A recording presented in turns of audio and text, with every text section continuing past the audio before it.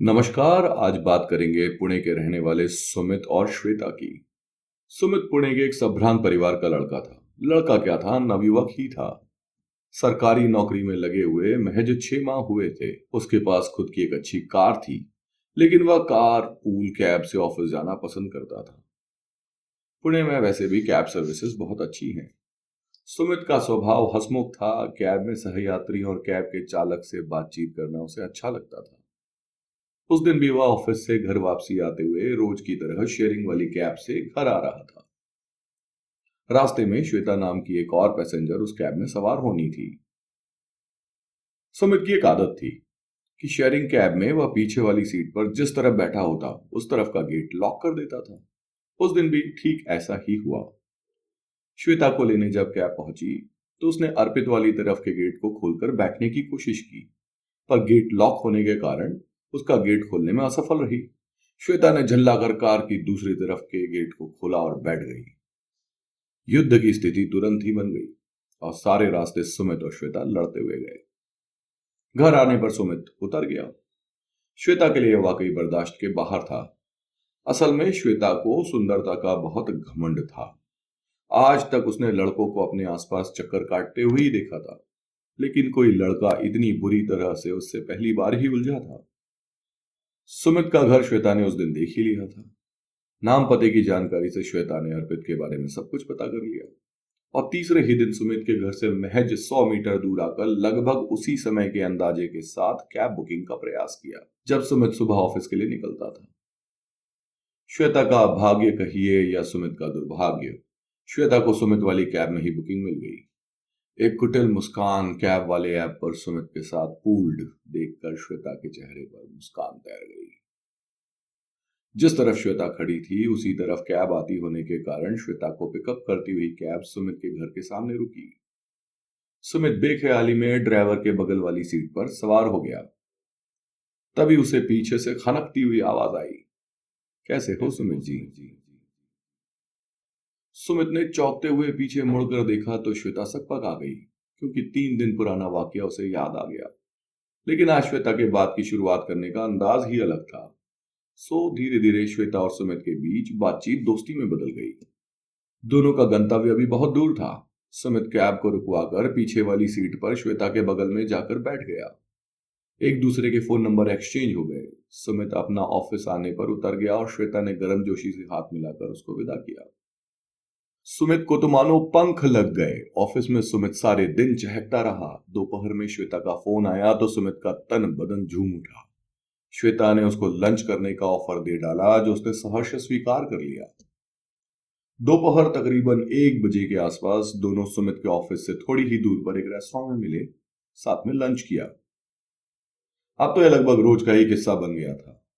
Office के बाद शाम को भी दोनों मिलने लगे, साथ साथ घूमते फिरते।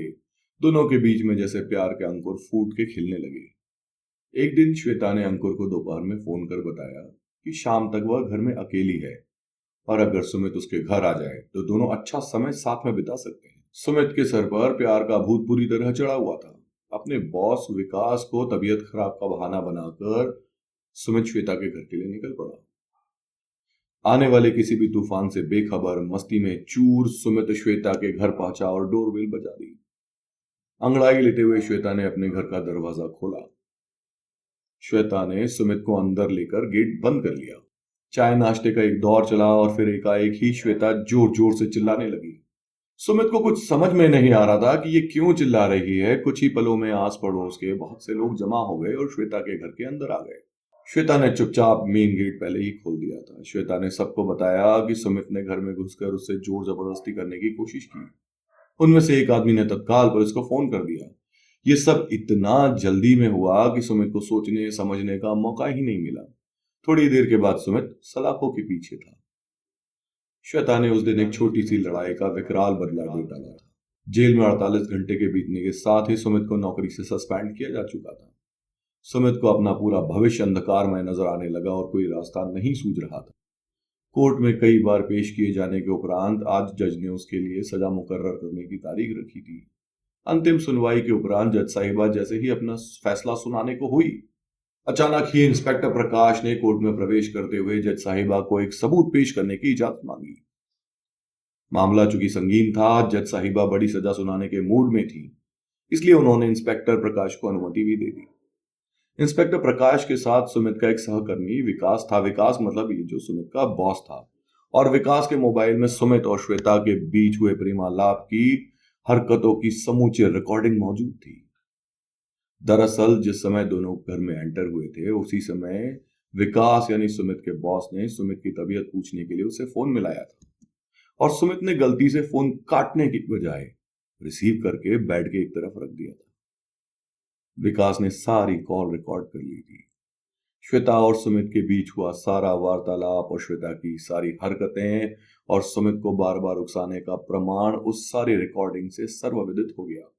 अदालत के निर्णय लिए जाने वाले दिन पूर्व में श्वेता द्वारा रूप जाल में फंसाए हुए अनिल ने भी अदालत में पेश होकर श्वेता के खिलाफ बयान दिया, जिससे श्वेता का याश होना और पुख्ता हो गया। अदालत ने तमाम सबूतों को मद्देनजर रखते हुए यह संज्ञान लिया कि श्वेता एक अय्याश लड़की है और भोले भाले नौजवानों को अपने रूप जाल में फंसाकर उनके पैसों पर मौज मस्ती और ऐश करती थी। एक बेगुनाह नौजवान की जिंदगी बर्बाद होने से बच गई। श्वेता को चरित्रहीनता और झूठे आरोप लगाकर युवक को बर्बाद करने का प्रयास करने का आरोपी करार देते हुए जज ने जमकर फटकार लगाई। जज ने श्वेता को भविष्य में कुछ भी गलत करने पर सख्त सजा देने की चेतावनी देते हुए सुमित को बाइज्जत बरी करने के आदेश दिए।